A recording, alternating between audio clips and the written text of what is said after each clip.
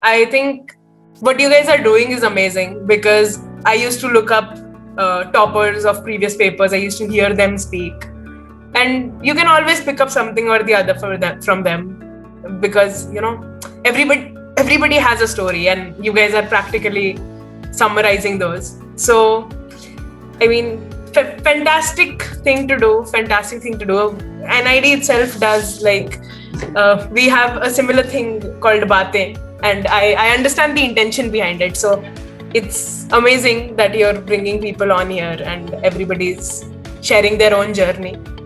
So do like and subscribe to Chat with Champions.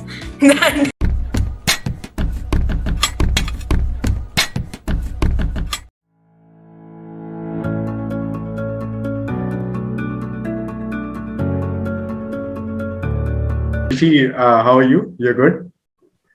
Yeah, I'm good. How are you? This is the third take. Let's hope that this should go fine. So, Khushi, I was saying that I'll tell you the stats in general. I explain it in the end of the show, but I would like to tell it in the very beginning that 80.24% of the people who are watching this video is not subscribing to our channel, and that's not right because there's a basic algorithm of YouTube that you have to tell that you're enjoying what you're watching. And you do that by liking the video and by subscribing the video. So please subscribe to this channel. My mood after 3 tweets is completely changed. I'm not a serious guy anymore. Okay, so let's continue with this video. Okay, so please, guys, please subscribe. If you want more champions like Khushi, I can bring. But for that, you have to subscribe because with the subscriber only I can pitch them. You see how many subscribers I have? Please come to my podcast, please. So that's how it works. Okay, so let's continue. So, Khushi, welcome to this show. This podcast is all about being candid about what you have achieved and what was the strategy and what was the story and what are struggles and hustles you have faced in your life to achieve this goal. So we'll discuss about all this thing in a very candid manner. Okay, so let's start it from your background. What was the story? Means how were you in the childhood? Means were you constantly topping the examinations, or you were like this examination ranking one? Came out of the box. How was it?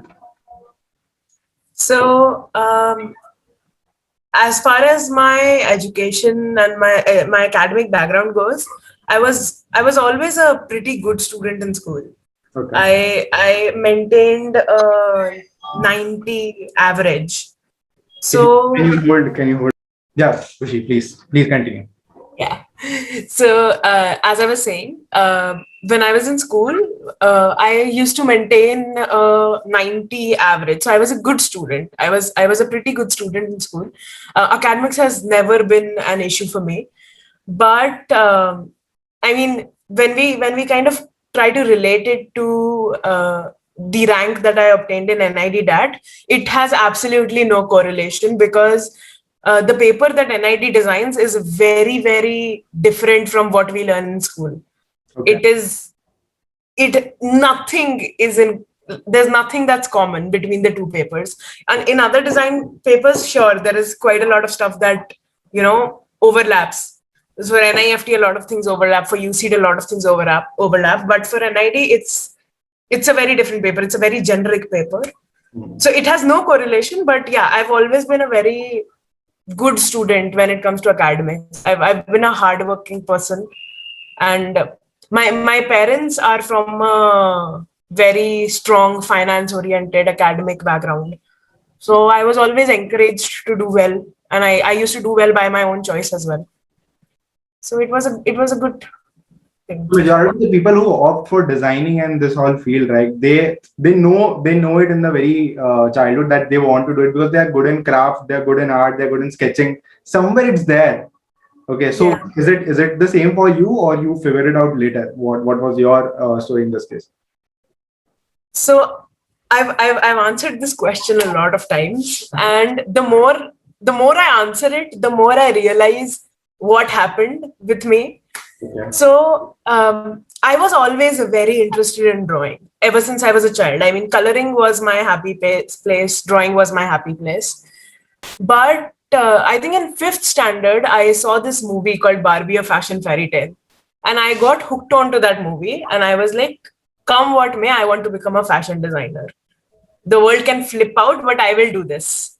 And my mom, both my parents were always very encouraging, especially my mother. She's the kind of person who gets you everything that you need in order to do something.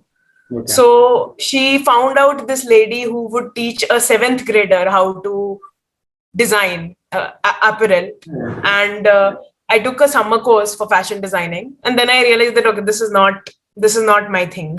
Maybe this is not what I want to do, because you don't know what you want to do till you experience it, right? You might do something, you might feel that, okay, this is not setting well with me, maybe I can try something else. So I had exposure to fashion designing at a very young age, and I realized that, okay, maybe not. And then after seventh, I took a course in graphics from Arena Animation. Okay. So I did a PNP course with Arena Animation, and that was something that I started enjoying. Like I enjoyed making minimalistic illustrations. And I mean, even though back then I did not create anything of my own, I used to trace over things, or I used to copy things back then, because I was small. I was 8th, 9th grader. So but my mom kept on exposing me to art related stuff. Also, I had launched my own brand, Khushi's Creations. It was largely about paperwork and craft. When I was a 5th grader, I used to do quilling a lot. Okay. So these small inputs, they definitely pushed my interest towards the generic art and craft and creative field. But even later, I mean, after ninth, I had signed up for workshops for creative writing, because I was writing a novel back then. And I was an avid reader. I used to read a lot, especially in ninth and 10th. So all of those things, those little things. I mean, when I was in 10th, I did not know I wanted to do design. Sure, I was inclined towards it, but back then I wanted to become an author. I wanted to go to Oxford. But that doesn't happen. Like, you just, like, my mom, we sat, we discussed. So definitely I was very interested and very inclined towards art and craft even when I was a child. But it changed a lot. It used to go to something else, it used to come back to art. It used to go to something else, it used to come back to art. And it's fine. Like, since people will be saying this, it's fine if you're shuffling. It's fine if you don't know. Because 80% of me knew, but then the 20% used to roam around and try something new somewhere or the other. Because unless you do that, you can't decide what you want to do. Ultimately, in 11th and 12th, I ended up taking humanities. Okay. And I got the chance to work on a social project with the Arch Foundation. It's run by my friend's mom. So she was doing work related to upcycling, and she offered me that if I'm interested, maybe I can join her. That's when I started upcycling. I did a project on upcycling flex banners. Okay. And that is when I realized that maybe I can contribute to the environment with my creative abilities.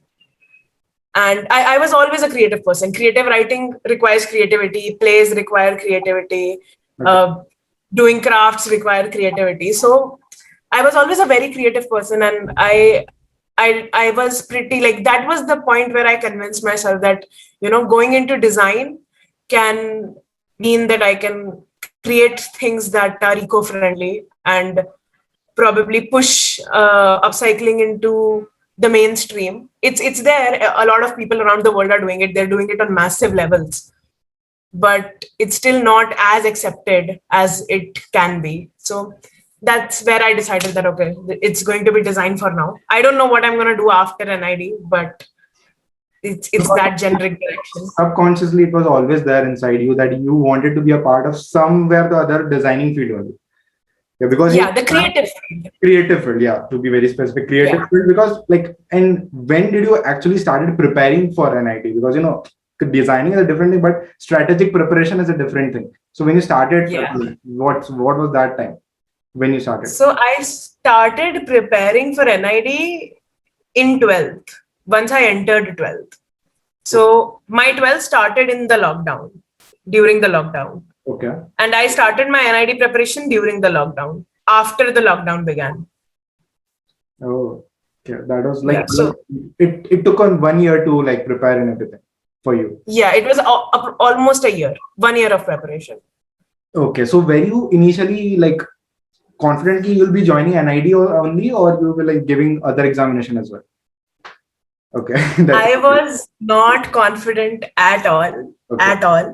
Okay. because like when I filled the form, I Hmm. was like, "Ki, haan, theek hai, we'll get through this and that." Like while we were filling the form, Hmm.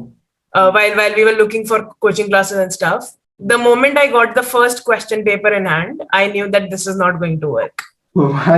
because like the very first question paper that I solved, like a mock test, I solved the original papers at home. So the first paper that I was solving at home, I realized that I stand in nowhere. And this is going to take a lot of blood, sweat, and tears, because it's a paper that was meant for like 2 hours or 3 hours. I'm not even sure, maybe 3 hours. Hmm. A paper that is supposed to be answered in 3 hours, I took 6 hours to answer it. A question that is supposed to be answered in 20 minutes, I was taking 40 minutes to solve it. And even my solutions weren't that great. Like I myself, looking at my practice papers, I was like, what am I doing? Okay. And that is when I realized that, okay, I may be good at creativity, I may know it myself, but then at the same time, it's a whole different ball game out there. Also, I wasn't like I said, I was very academically oriented. I was a good student in school. I Hmm. was also a leader in my school. So I was a part of the student body. I used to go for competitions. So I wasn't the typical artist kid, like, the one who would draw and draw and draw and would have amazing drawings. I had very terrible drawings. I used to draw for fun. I was good at it, but not as good as my batchmates are, like the ones who are studying with me. So that was again another thing that I realized, because I started following a lot of NIDians and I saw their work and I was like, okay, this is what it is. It's not what I thought it was. And that made me realize that I need to work a lot and work a lot. Also, I'm from the general category. There are categories in NID because of reservation. It's a government college. So like if NID selects 3% of the students applying, the general category is less than 1%. Okay. Okay. Okay. Yeah. So that made it further more difficult. And I was gunning for NID Ahmedabad. Even though like I would have been fine with any campus, I was really gunning for NID Ahmedabad. And like when I applied that time, their website said they had 50 seats for the general category. Okay. So 50 students from the entire country will be selected for a college. Okay. And that hit me like a truck. That realization, I did not realize it till I got into my preparation zone. Hmm. And which is why I ended up applying for a lot of colleges. I applied for a lot of backup colleges Okay. because I knew that I wanted to do design and I knew that I wanted to do it in India. Okay. So both of those things made me apply for NIFT. They made me apply for MIT, Shrishti. I even applied to UID and Pearl. So I applied to all colleges almost. Okay. Okay. Okay. Yeah. So, how did you perform in NIFT?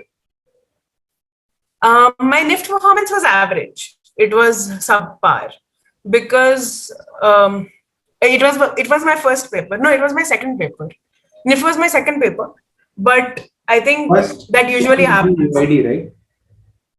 What? First must be UID, right? UC'd. First was UC'd. Okay. Okay. Okay. Yeah, I had UC'd in January. All other tests followed. Okay. So you didn't do So that good in NIFT, huh? yeah, I got selected. I cleared round one. I would have cleared. I cleared round two as well. I was eligible for all campuses, but not the course I wanted. Okay. Okay. Yeah, so I wanted fashion communication, and that is like the most demanded course in NIFT because it's flexible. True. True. So that's why I was getting third tier, fourth tier campuses, not Delhi and Bombay. Okay. So I ended up not selecting that, and for uh, for UC'd, I had a good result. UC'd was a more technical paper. but that was a good result. So I cleared through IIT Jabalpur Okay. through UCD. Yeah. So before like jumping into the exam pattern and everything, I just want to understand. This is my question. Okay. So there's a very common saying that like creativity is subjective. Okay. So how do you identify that this is a good design, this is a bad design, or maybe like the one who is checking, how they identify this is a good design, this is a bad design? Because it might be good for you, not like worse for somebody else. How does this work actually? I have no clue because I'm just entering the industry. Hmm. So I don't know much, but I do know this, that people who do sit behind that desk and check, they are experienced people. Okay. They've been doing this for years now. Most of NID faculty is pretty senior. Hmm. They have good industry experience. In fact, NID, I think most of NID's faculty is from NID itself. Okay. So, that way also they've gone through the same grinding, they've gone through the same process, they've become somebody in the world, in the designing industry. And then they come and teach us as well when they want to take a break.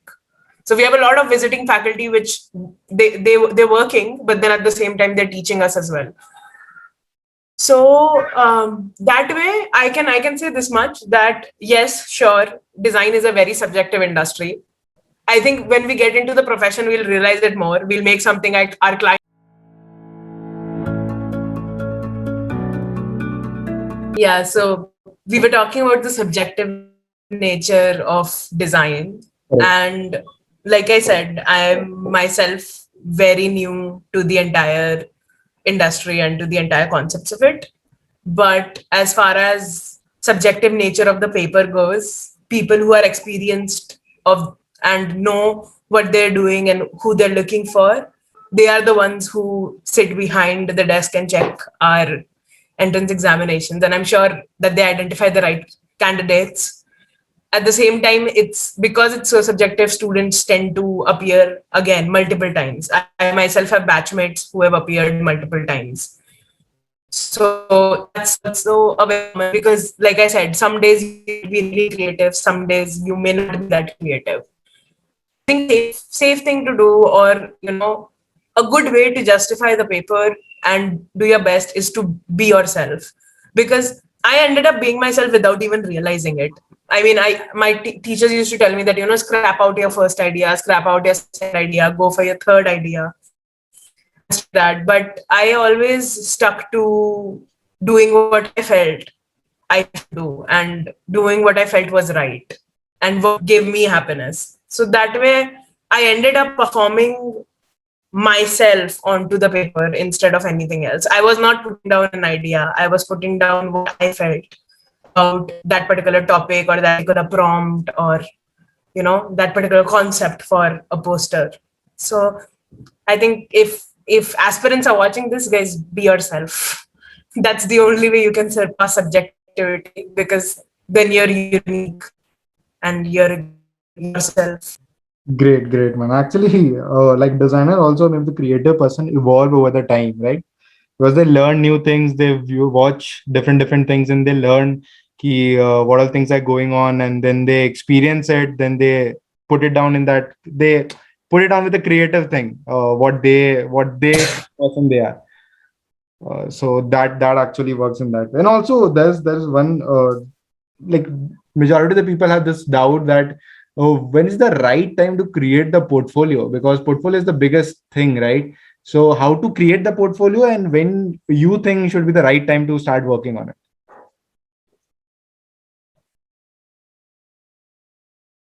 So I don't think if I'm the right person to answer this, because I did not create a portfolio. What I essentially did was compile works that I've done throughout my life, with the most recent ones taking sense in a decent, in a presentable manner, and showed them that. Just a second. Like, Electricity is back. 1 second. yeah. So what I was telling about the portfolio was that my portfolio wasn't made with the intention of making a portfolio. I don't know if it was a good thing or a bad thing, but I just compiled some of the things that I had done through the years, with the most recent ones taking importance. And I presented it in a presentable manner. I wrote a poem for my presentation. Okay. So I built my portfolio, like pieced it together the day I got to know that I have to submit my portfolio. Now, I consider my portfolio to be fairly weak in terms of, you know, when I see other people's work and when I see what they've done. So I definitely like don't follow this track. This was just something I did. But most of my friends, they draw a lot. And like I said, I wasn't that much of an artist, or like I never drew that much.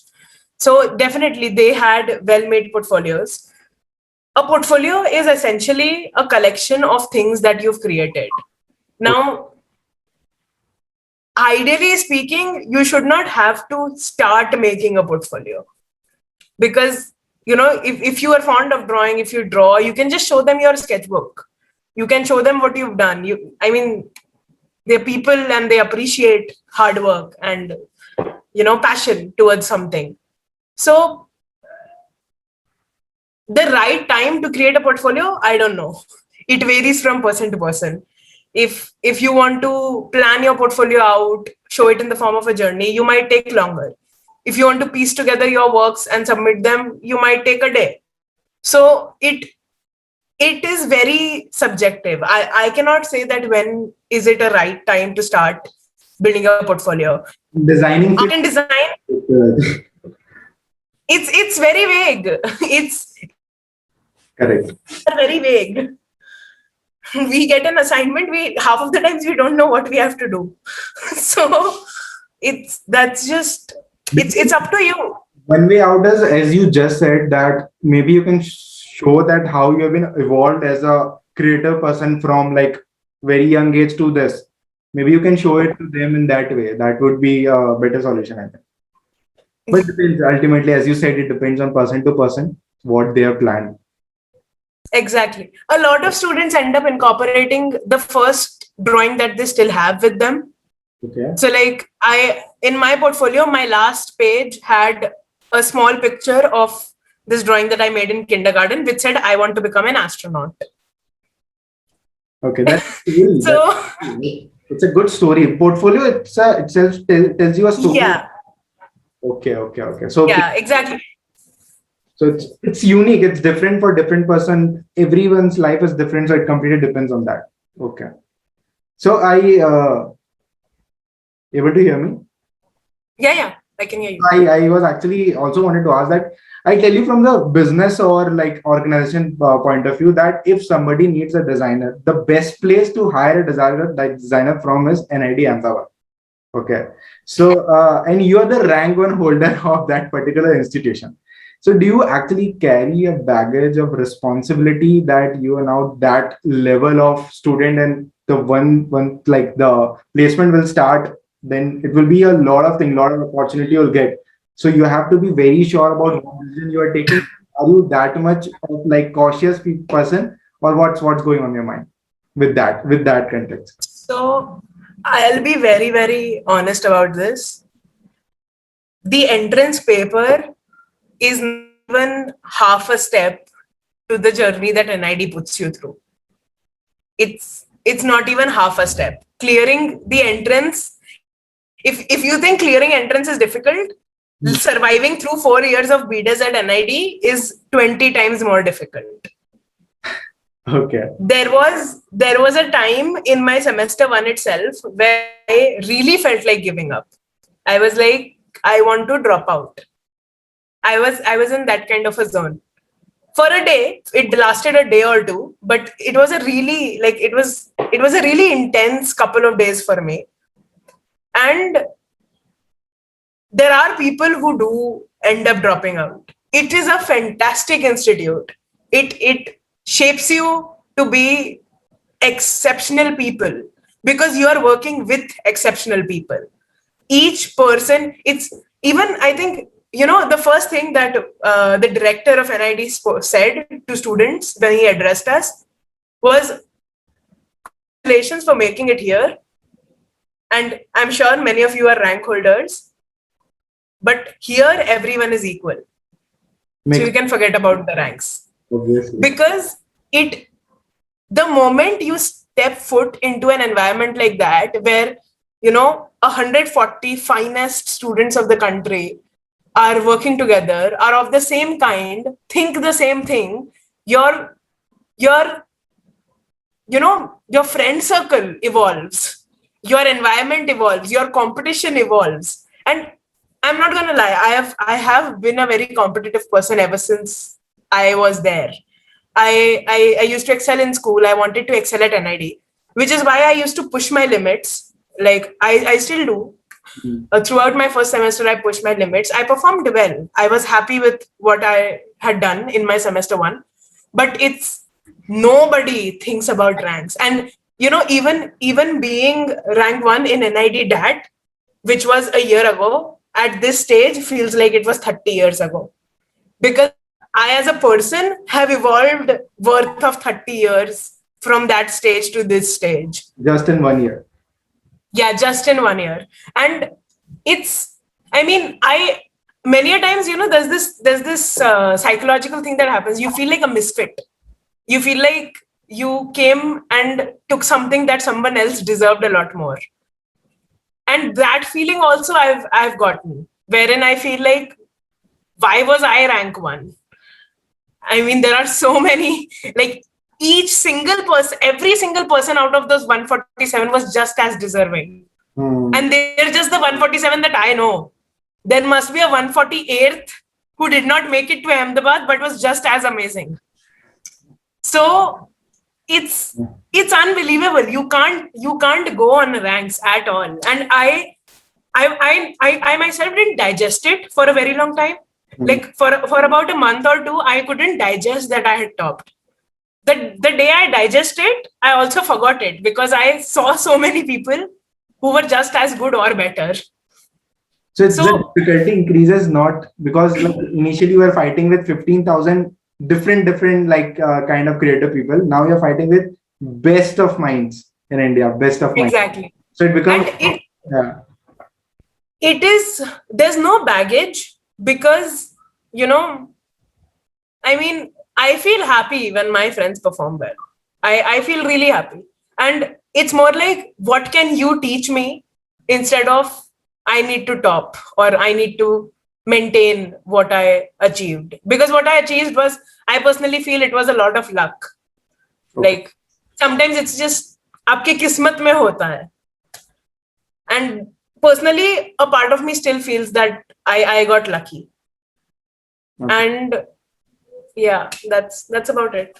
Yeah. So basically, since it's a completely designing world, so we'll stick around the question related to creativity, designing. So one more question came into my mind right now because like you are a creative person. Let's assume you are a creative person. Like you draw something, you create something, you create some crafts and a lot of things you do. Okay. But how, like, for example, you might feel someday that you have become monotonous in your creativity world.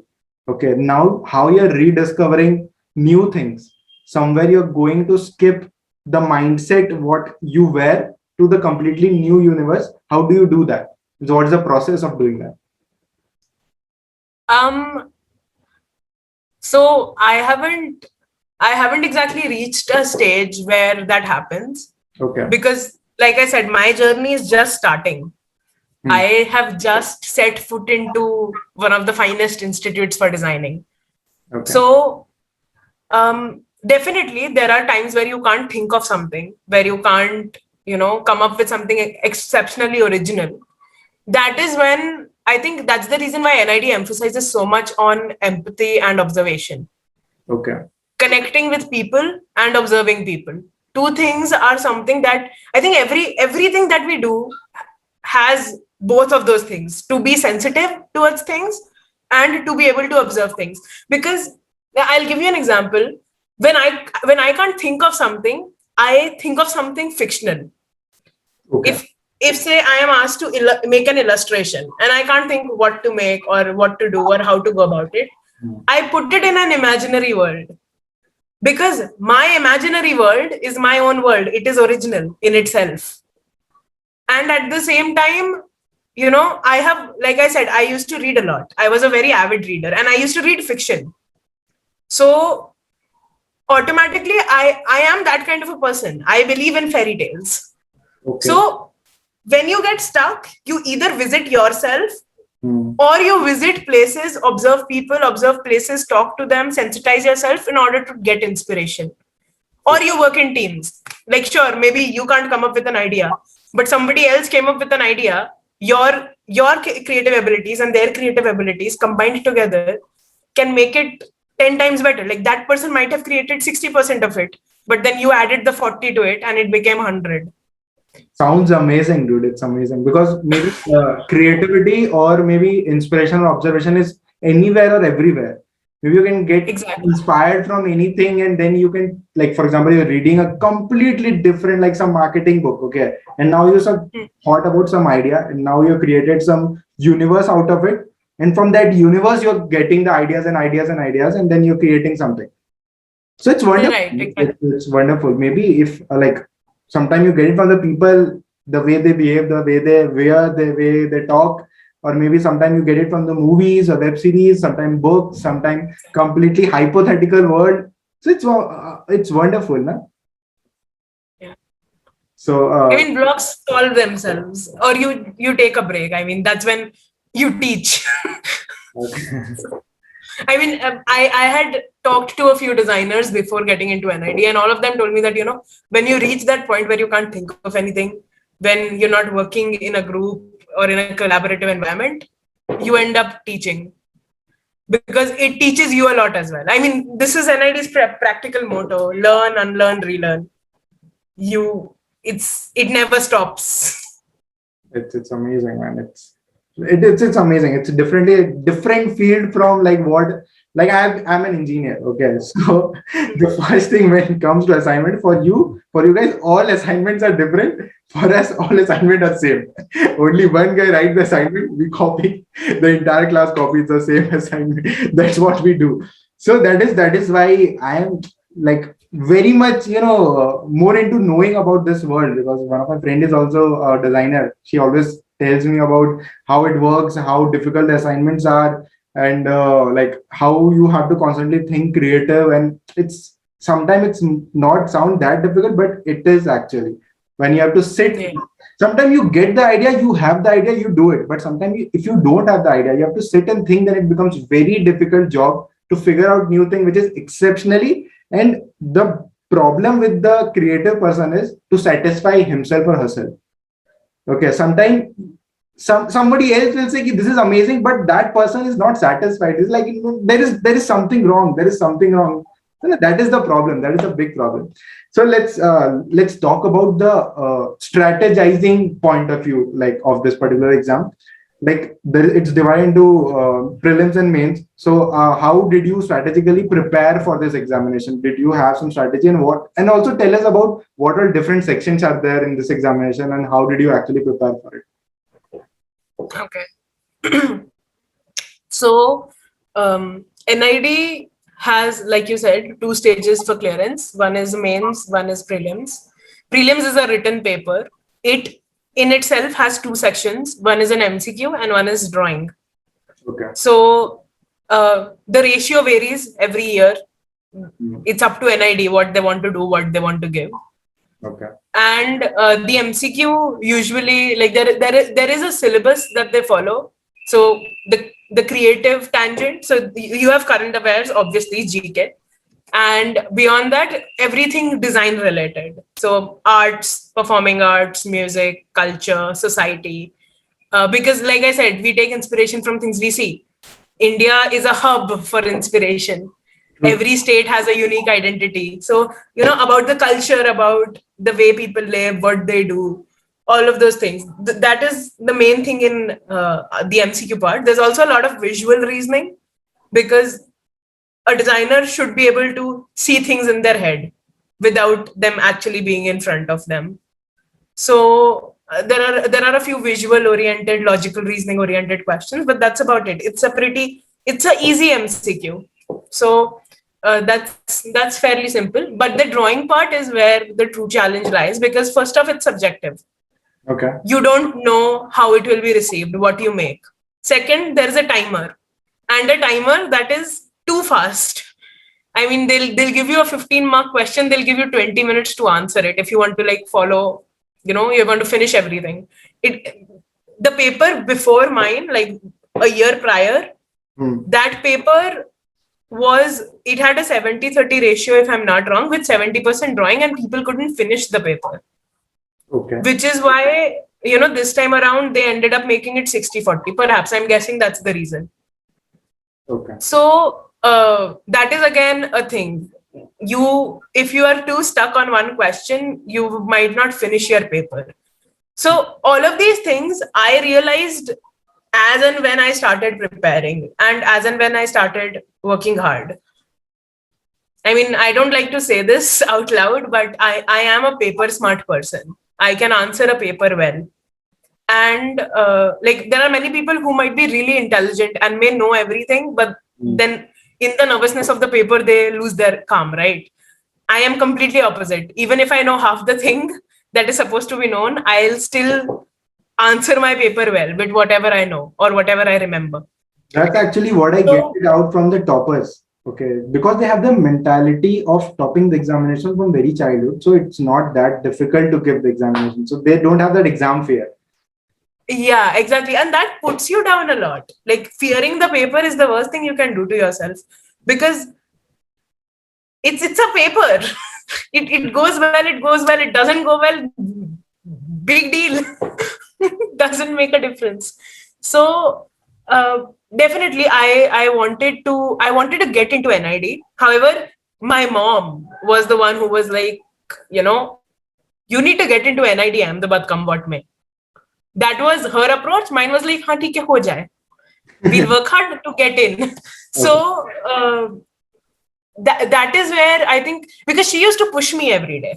So basically what happened was I started my preparation in March. In March, my mom got me a book of 12 mock test series. Like it was a mock test series by BRDS and a booklet basically. So I started solving those questions. Like I said, when I solved my first question paper, I realized this is not my thing. I'll need to work very hard to get through this. So that's when I decided to take classes, because again, I am a paper smart person, but I'm not very self-motivated. I'm self-motivated to work when I have things I like to do. But like sitting and drawing every day or live sketching every day, again, I wasn't an artist. So getting myself to do that. Okay, yeah, continue, please. Yeah, so getting myself to do that was really difficult. Which is why I signed up with an institute which would, give me questions every day. And then I'd automatically do it. If I'm assigned something, I do it and I do it well. But, making myself do something is a little difficult for me. So I decided we'll sign up for an institute, and I joined Silica. Okay. So I used to take Silica. Yeah, I used to take Silica classes 3 days a week, 3 or 4 days a week. And they used to, give me questions every day. We used to cover a new topic every day, something or the other design related. But here's the thing. Out of the 15-20,000 students that do apply to NID, most of them are in some or the other coaching center. Most of them. All coaching centers have the same kind of material. They will teach you the same thing, and they are teaching the same thing to 20 other 1,000 students. So that won't make you stand out. And that was something, again, I realized it really quickly. 2 advantages that Silica did for me was, one, it made my entire application process very easy. Okay. Because I was, all my forms used to come from there. They used to send, aaj form release ho gaya, bhar do. Like, this is up, do this is up, do this is the next paper, do this. These are this is the material, take this. So they gave me everything in a package, which is why it became a lot more easier for me to prepare. I didn't have to hunt for content.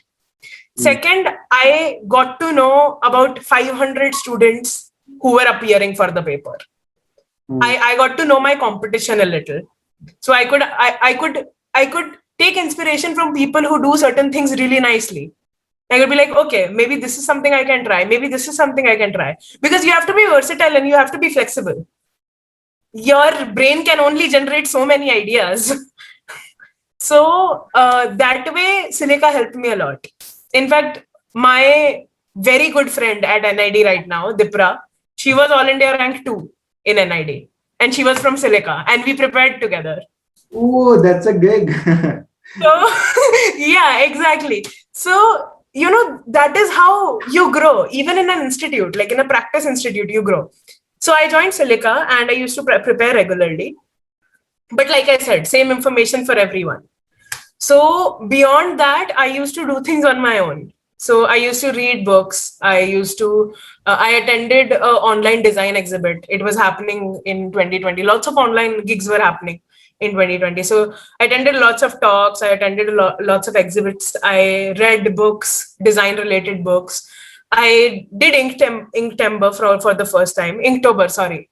So Inktober is basically an online art thing that goes around every October. And a lot of students do it. In fact, a lot of my NID friends also did it.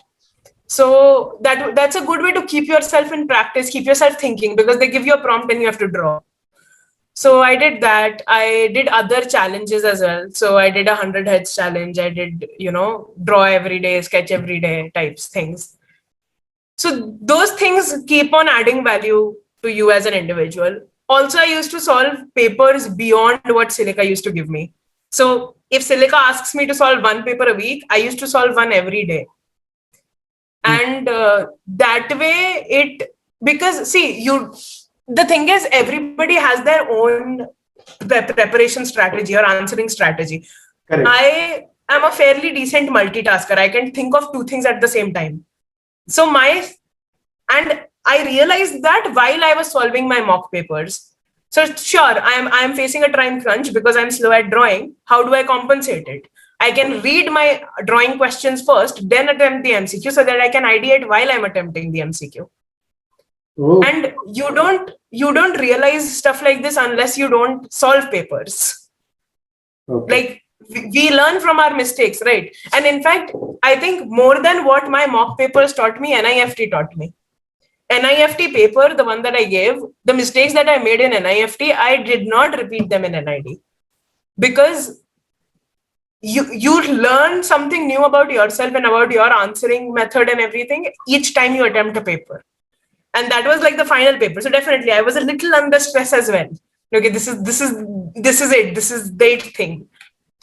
So that way I had made my strategy that way, that I'll read the questions first, then I'll come to the MCQ. While solving it, I'll think of the idea, then I'll draw. While drawing the idea, I'll think of the next question, so that I'm not wasting time, because time is luxury.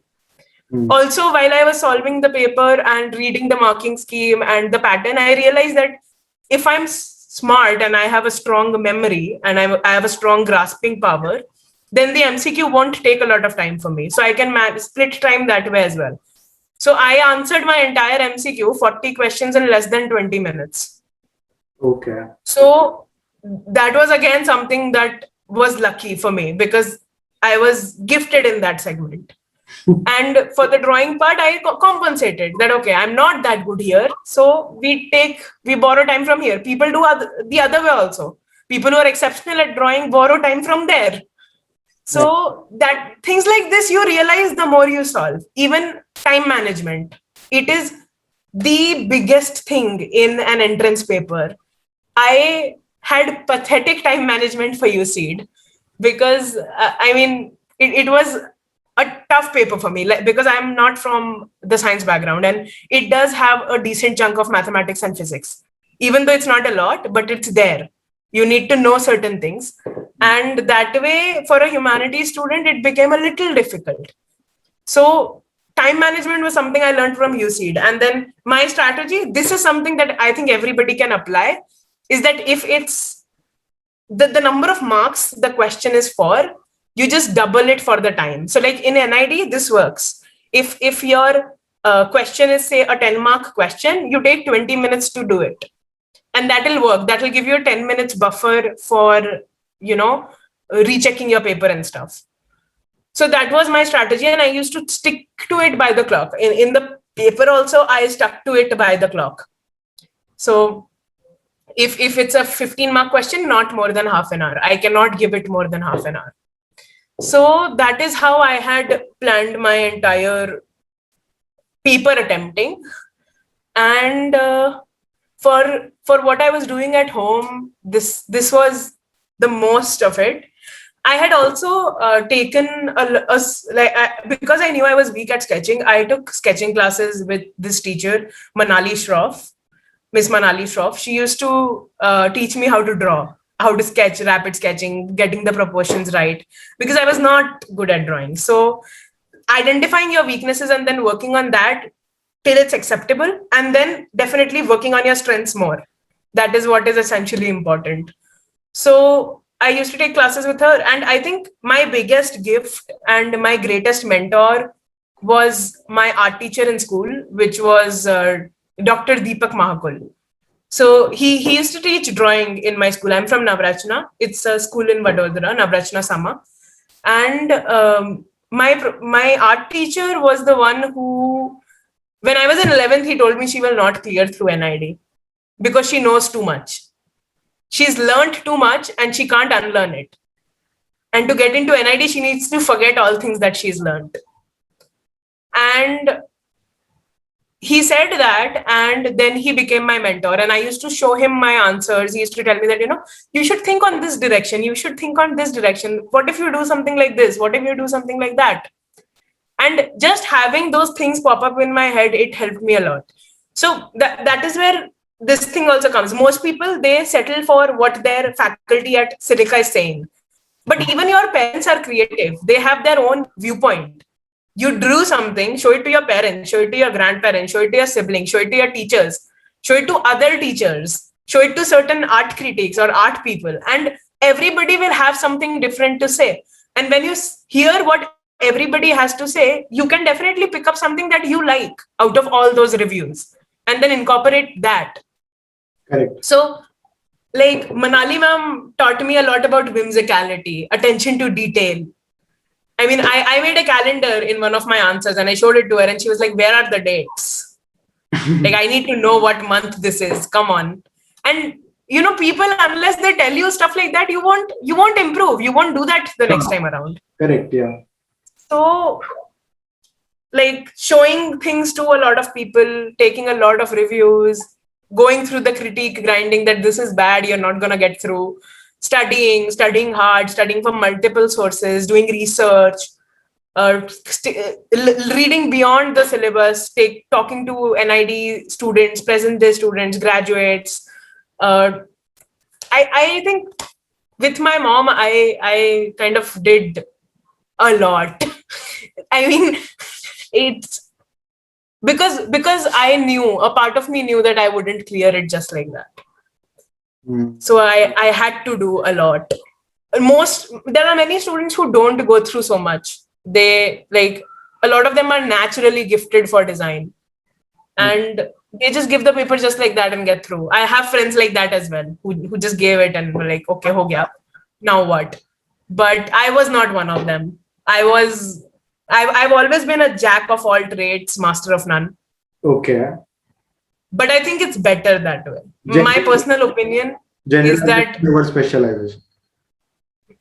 Yeah, I mean, it makes me very flexible. I'm a very flexible person. You ask me to live in a village, I can do that. You ask me to live in a 5-star hotel, I can do that.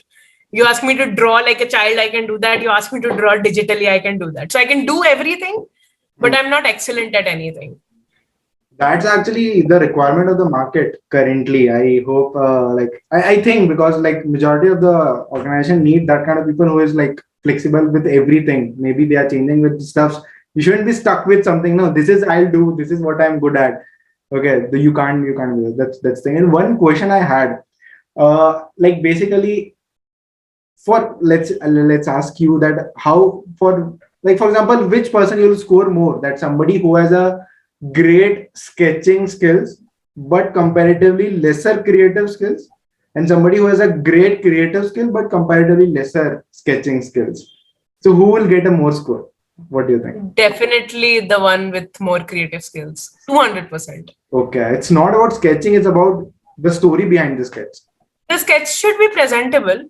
It should be neat. It should be presentable. It should be identifiable. Like if you're making an auto, the person who's looking at it should look at it at a glance and identify that, yes, this is an auto. It need not be a perfectly well rendered, shaded with shadow kind of an auto. That's fine. But it should be identifiable and it should be neat. I mean, like I said, I wasn't good at drawing. I mean, there are people who are 200% times better at drawing. I mean, 200 is also too less a number, 2000 times better than what I do. But in my batch, I mean, I have friends who are mind blowing at drawing. But I got the highest marks. Why would I get the highest marks? It had to do something. It had to do with something beyond drawing skills. A sketch to express is way better than a sketch to impress. That's what you say. Exactly. 200%. You framed it perfectly well. Yeah. So, what was your interview being like? Means what kind of questions they asked? What kind of discussion it goes through during the interview time? It was a very open discussion. I was actually very nervous. Like right now, I'm not. I'm not usually a nervous person. But in the interview, I was very nervous because I came across articles wherein, rank 1 also did not get selected in NID. Like that also happens, that somebody who secures great ranks in prelims may not get selected in NID. So that was something that threw me really off and I was really worried. But my interview was pretty normal. I joined, people were talking, they were discussing amongst themselves. Then like somebody asked me that, okay, we've gone through your portfolio and this and that. So like I said, I wrote a poem and there was a word passion in it and something related to change. And on those lines, they asked me, okay, like you talk about goals and passion. What is this that you're talking about?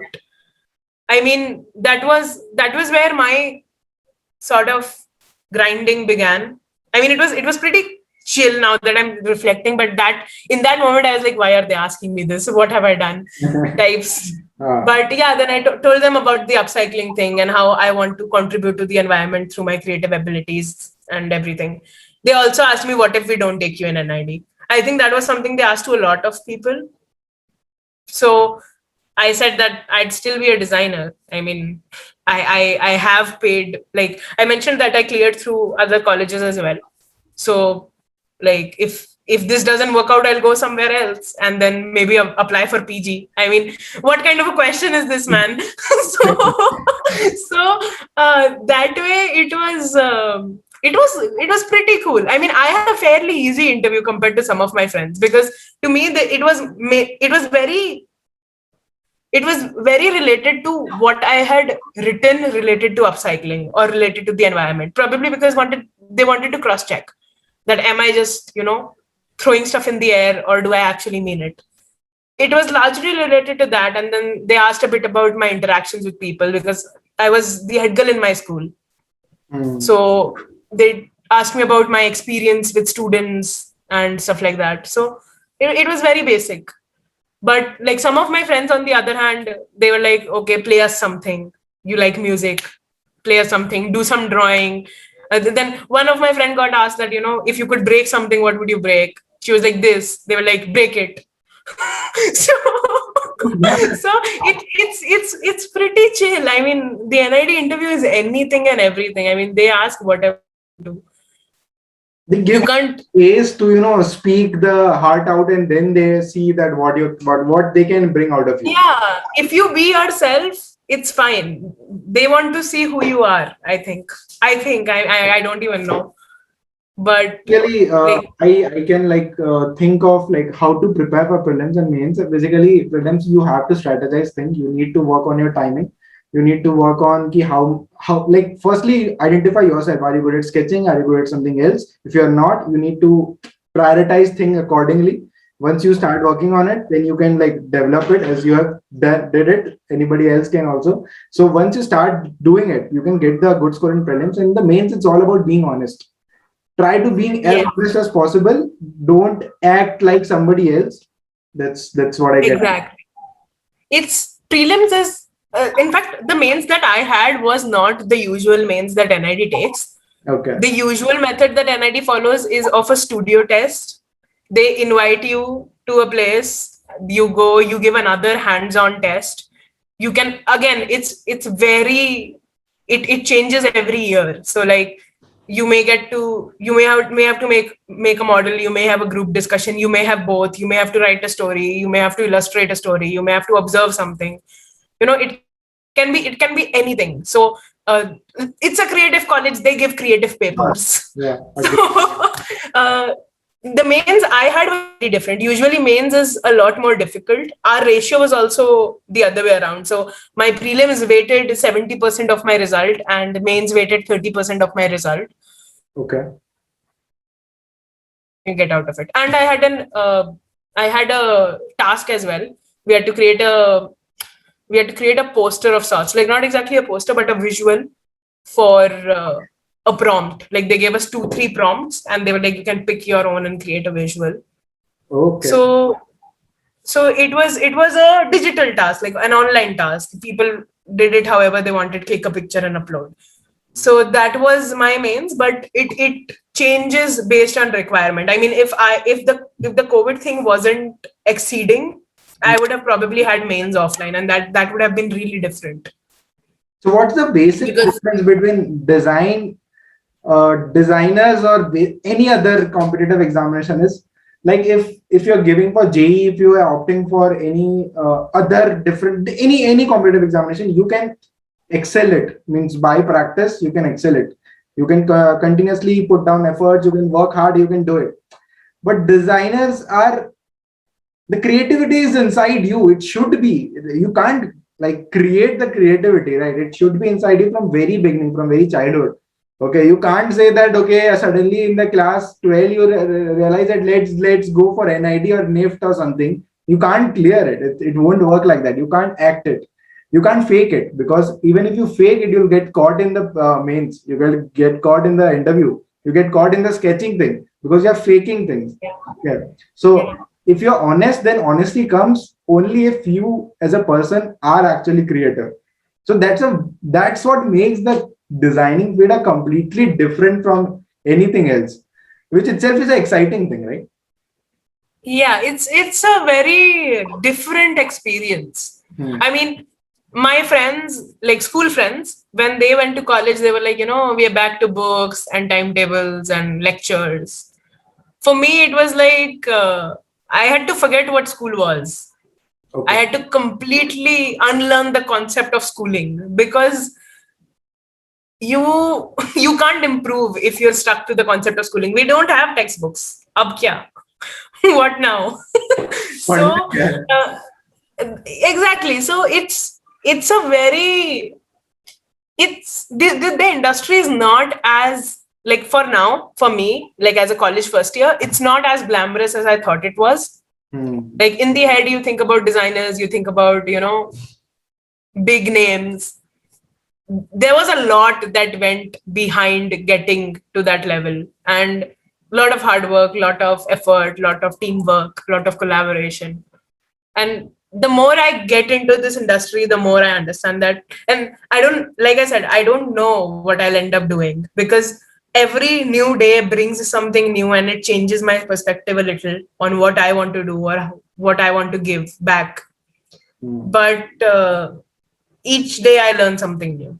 And maybe by the end of it, I would want to go in a completely different direction, but I'll complete this journey just to be a different kind of person, because I like the way I'm changing. Great, man. Great. So we got to actually, there's a lot to learn from this podcast. As I can see, there's a lot to learn from you specifically. Like, it's actually a learning experience for me also. I just want to understand right now, because since you are not very sure of even qualifying the NID examination, and suddenly you scored all India rank 1, how was that moment? How was that moment when you got to know? How was it? That is one thing I remember very, very clearly. Okay. So for prelims, I got messages that, okay, the result is out, check karo, everything. And I opened my thing. I was nervous. I was really scared because I would have been heartbroken if I didn't qualify. I mean, that is inevitable. Even if you've not put in as much effort, you'd still be heartbroken if you didn't qualify. Agree. So I was very scared and I logged into my computer. I put in my roll number and everything. And I pressed enter. And I saw congratulations. And I was like, wow, ho gaya, cleared, yay, amazing, fantastic. So I read congratulations first because they write it in italics and bold with 2 exclamation marks. Okay. So I was like, yay, ho gaya. And I'm screaming on top of my voice. I'm like, I cleared prelims. And I go to my mom and my mom is standing right outside. So this is her room. So she was standing right here at the door. And I came out from my room, which is adjacent to this one. Okay. And I'm yelling that, okay, I cleared. And she's like, rank batao. And now I did not know what, like, I did not even know that NID gives ranks. Okay. Like, I'd heard from my seniors that NID does not give prelims ke ranks. Okay. So, like, that was something I'd heard and I believed it. Okay, nahi milte honge. So I did not check for a rank. And then she was like, you tell me the rank. Because if it's 500, then you are in a pool.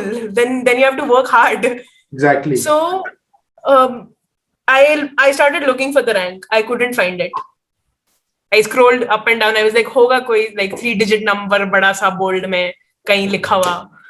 I couldn't find it. I come back up. I start reading from the header. I read every line and then I see my name and there is merit rank and then there is one line drawn next to it. One vertical line. and my mom is looking at me and I'm looking at her and I started crying. My mom started crying. I came inside this room. I was like, fun. I was screaming. I couldn't even phrase it out.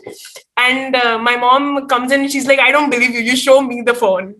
And she sees it and she sees it for herself. And that's when she believes it.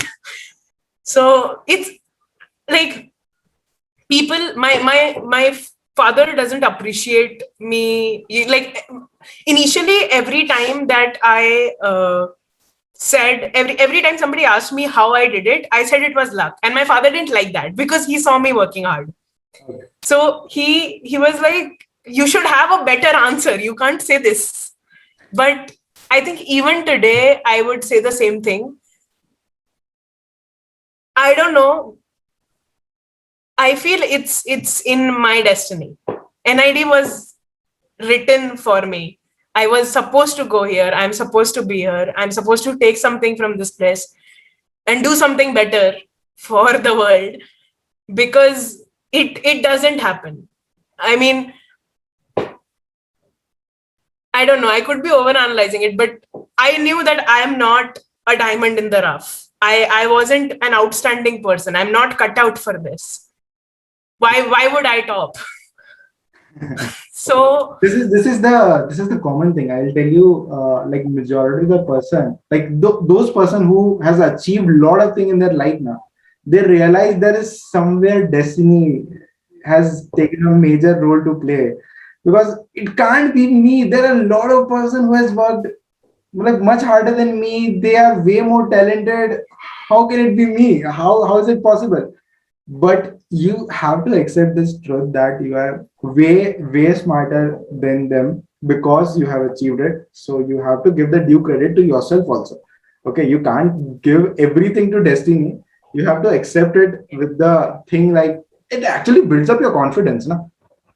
So it's a good thing. Hard work, definitely. Like I put in a lot of hard work, and that was also something that I realized later, that I'd actually worked hard. But still, there is, I mean, because it's design, because it's subjective, because it's, like I'm good at visual communication. It's one of my strengths because I'm good with communication in general. So my paper, it was lucky for me, my paper was a visual based paper. It was a visual communication based paper. I had 2 posters and 2 storyboards. What else could a person like me want? So, that is how I got lucky. That paper, I remember exiting the examination hall and I came out and my mom was like, how was it? And I look at her and I say, clear ho jayega.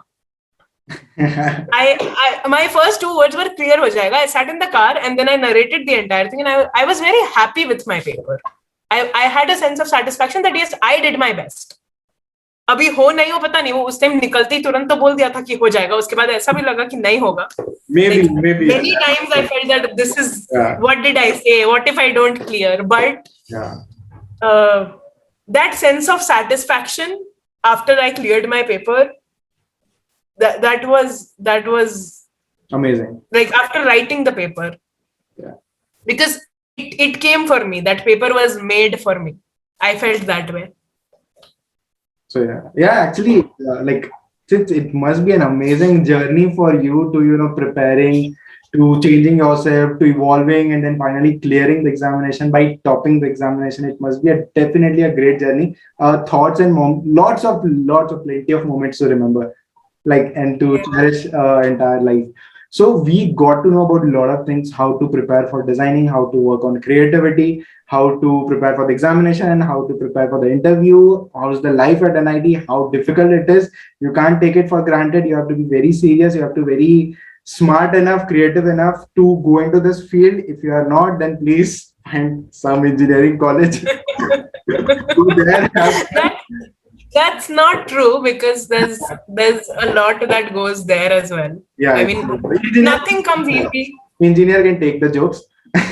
So that's put everything to engineers. So basically, thank you so much.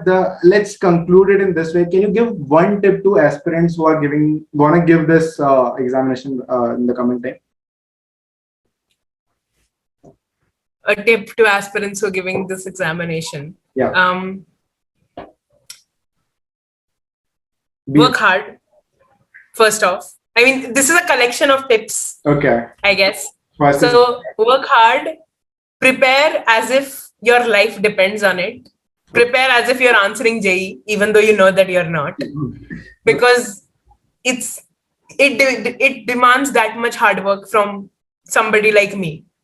So like if you're like me, you have to work hard, because not everybody is gifted. Okay. Second is, be honest, be true to yourself, and be yourself. Be yourself. Because if you're unique, you can't be unique without being yourself. So be yourself. And the third is, I don't know if I should even say this, but say it. If it's 60% hard work, it's 40% luck. There is this is the ultimate life. It's okay, you can say it's a tip in terms of don't get disheartened. For people who've already answered it, do not get disheartened if it doesn't work out, because it's not the end of the world, and you should know that. Because if you know that, then you won't stress in the paper. Because creativity, answering the paper with ease is what is important. Having fun in the paper is what is important. And unless you know that this is not the end of the world, you won't have fun. Correct. So know that it's not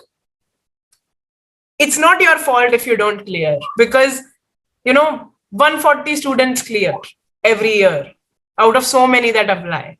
And this goes for every examination. It shouldn't, like, I used to think to myself that what if I don't clear? And that thought used to crush me. So don't do that to yourself, because each of us are amazing. Each of us have immense potential, and it will show where it's supposed to show. So great, man, great. Let's wrap it up. Thank you so much, Khushi. Thank you very, very much. It's amazing to have you on the show. We got to learn a lot of things. Me personally, no relation with the creativity designing field, but still, I'll definitely take a lot of inspiration from you. So thank you so much. Would you like to say some kind words to Chat with Champions? How was the experience in this podcast? Is it good? Is it bad? Terribly bad? How was it? It was a very nice experience. I got some time to go back to where I was coming from. I mean, time is flying by fast, but it feels like it's taking a lot of time. And I got a to feel what I felt a year ago.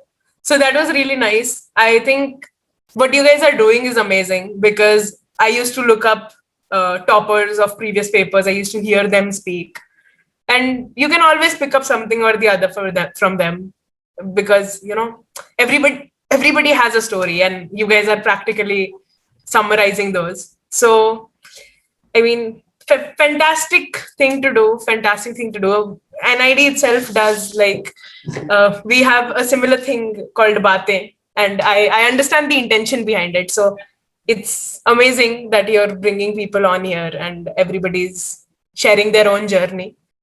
So do like and subscribe to Chat with Champions. That will make them get more people out here to share. Khushi is asking you to subscribe. Oh, you're rank 1. This person is happy. There's I can't give you enough reason to subscribe. So it's done. If you're not even subscribing now, you can't subscribe to any channel. Thank you so much. Thank you so much. Let's conclude over here. Thank you so much, Khushi. Thank you so much. Bye bye. Bye. So we'll close there. We'll put that ending wala title music we have. हमें बहुत मस्त है. ठीक है. We'll put that.